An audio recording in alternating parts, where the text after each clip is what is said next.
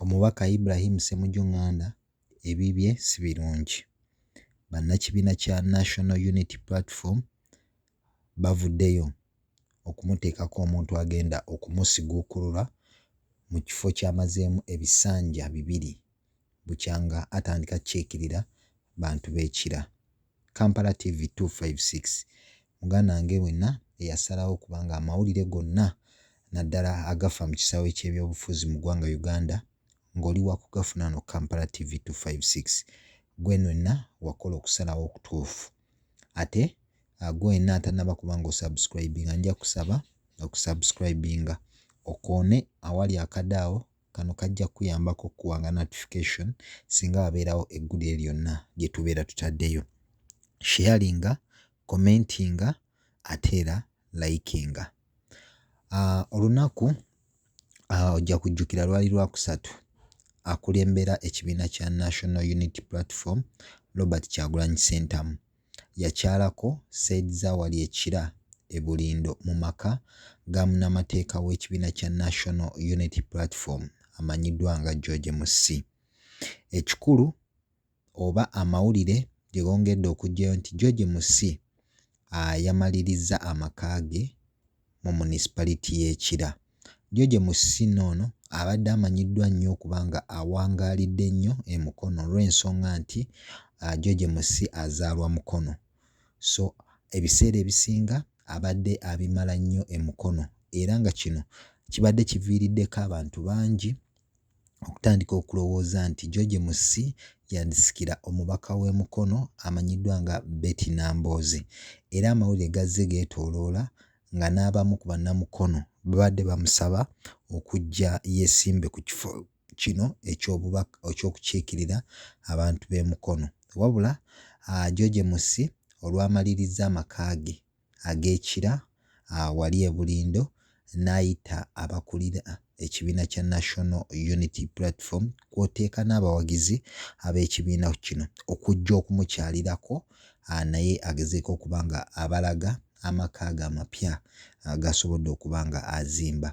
Kino nno abantu abasinga tebasoose kukitegeererawo lwaki abakulu bazze okumukyalirako Said Zawali e Bulindo okumanya oba wagenda okutandika okubeera. Kati nno ojja kujjukira nti omubaka Ibrahim Ssemujju Nganda ono nno guno ali mu kisanja kye kyakubiri ng'akiikirira abantu ba Kira municipality.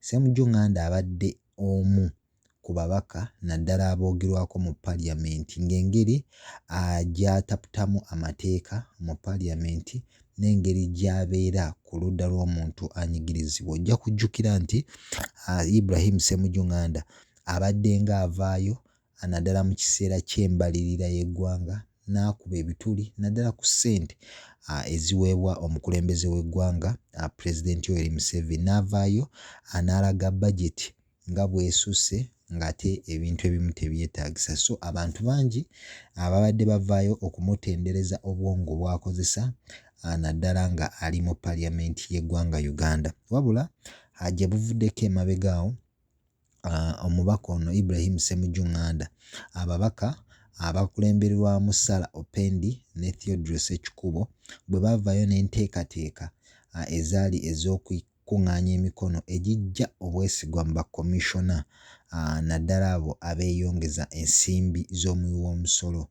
Ababaka bangi baatandika okuteeka emikono ku kiwandiiko kino nga bo bagamba nti bakomishona bano ssente beeyongeza neeyongeze wadde nga abaali bagezaako okugamba abantu nti ababaka bano bennyini be baayisa ssente wadde baalinga tebasoma, ekintu ekyatabula ababaka ne bavaayo ne basaba bakomishona bano baveeyo balage minutes ezo ezaakolebwa ku lunaku olwo bwe baalinga bayisa ensimbi ezo. So nga ababaka bagamba ensimbi zaakukusibwa bukukusibwa naddala nga kikulembeddwamu Speaker Parliament y'eggwanga Uganda Right Honorable Annette Anita Among. Kati nno omubaka Ibrahim Ssemujju Nganda yavaayo n'ategeeza nga ye bw'atasobola kuteeka mukono gujja bwesigwa mu Mathias Mpuuga olw'ensonga nti Mathias Mpuuga yali mukwano gwe kwe bavudde emabega nga bajja bakolagana naye bulungi. Kati kino nno akyanyiiza abantu abasinga n'abamu ku babaka ba Parliament ne bavaayo ne bagamba nti Ssemujju Nganda ebbanga ddene azenga avumirira obuli bw'enguzi naddala obwetooloolera mu First Family ey'omukulembeze w'eggwanga. So ne bavaayo ne bategeeza nti omuntu nga Mathias Mpuuga bw'abanga akwatiddwa mu skando ez'okubanga beeyongeza ensimbi oba ez'obuli bw'enguzi, kyandibadde kyakulabirako kirungi singa Ssemujju yakulemberamu campaign olw'ensonga nti kuva emabega azenga alwanirira oba alwanyisa obuli bw'enguzi nga agezaako okubuvumirira naddala obwetooloolera mu maka g'obukulembeze bw'eggwanga. Naye bwe kyatuuka ku mukwano gwe Ibrahim Ssemujju Nganda ye yavaayo n'abategeeza lwatu nga bw'atasobola kubeera nga ateekako omukono.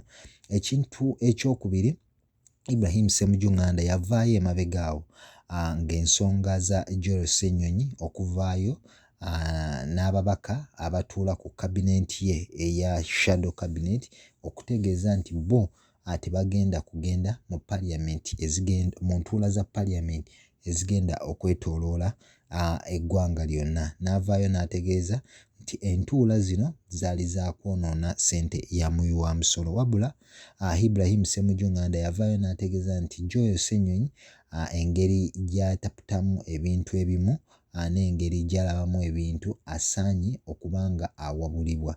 Ssemujju ye yavaayo n'ategeeza nti ensimbi zaayisibwa dda nga ye talaba makulu lwaki Joel Ssennyonyi n'abamu ku babaka bagaana ogenda okutuula mu ntuula ezo. Newankubadde nga Ibrahim Ssemujju atuula ku shadow cabinet era nga ye minisita w'ebyenfuna naddala ku ludda oluwabula gavumenti, naye yavaayo ate n'atandika okuba ebituli mu mukama we. Ojja kujjukira nti Ssemujju amawulire gazze gamwetooloolerako okubanga y'omu ku nfanfe wa sipiika Right Honorable Anita Among nga n'ebimu ebigenda okuyisibwa mu Parliament ebisinga abeera abitegeddeko olw'ensonga nti sipiika wa Parliament y'eggwanga Uganda yaliko mu kibiina kya FDC nga eno gye yava okwegatta ku kibiina kya National Resistance Movement ekimanyiddwa nga NRM. Kati nga kino akyalekawo enkolagana ey'amaanyi wakati we n'omubaka Ibrahim Ssemujju Nganda. Kati nno olwa bino byonna okujja nga byetooloolera ku mubaka ono Ibrahim Ssemujju Nganda, bannakibiina kya National Unity Platform bavuddeyo ne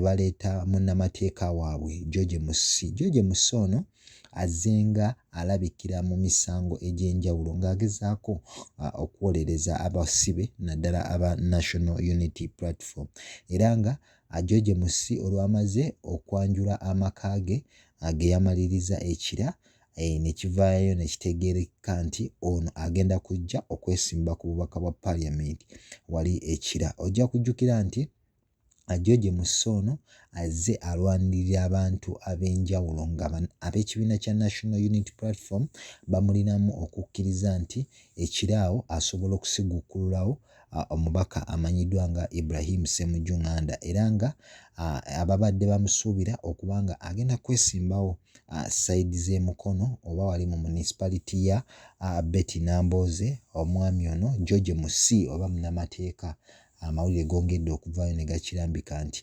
agenda kubeera omubaka wa kira mu kalulu akakajja, era nga tiketi ya National Unity Platform kyamaze okukakasibwa nti ono agenda kubanga agifuna okubanga akiikirira abantu abo. Ibrahim Ssemujju Nganda essaawa eno abadde tannaba kuvaayo akubaako kigambo kyayogera n'ekimu, naye nga essaawa yonna amawulire gongedde okulaga nti bamutaddeko akazito nga baagala kumusiguukulula mu kifo kyalimu ekyo. Gwe wenna akyekuumidde Kampala TV 256 anja kusaba atannaba kubanga osubscribinge, atannaba kubanga commentinga naddala ku mulamwa gwe tubeera tutaddeyo, ate gwe wenna bw'osharinga kibeera kya makulu nnyo olw'ensonga nti eddoboozi lino lyongera okutambula ne lituukira ddala ku muntu abeera tasobodde kubanga alifuna. Kati nno ge amawulire okuvaako mu kibiina kya National Unity Platform kwoteeka n'omubaka Ibrahim Ssemujju Nganda nga tujja kuba twongera okugagoberera era gwe wena weekuumire ku mizi wano Kampala TV 256 buli kimu tujja ba tukikutegeeza. Kankwagalize ekiro ekirungi, sula bulungi, weeraba.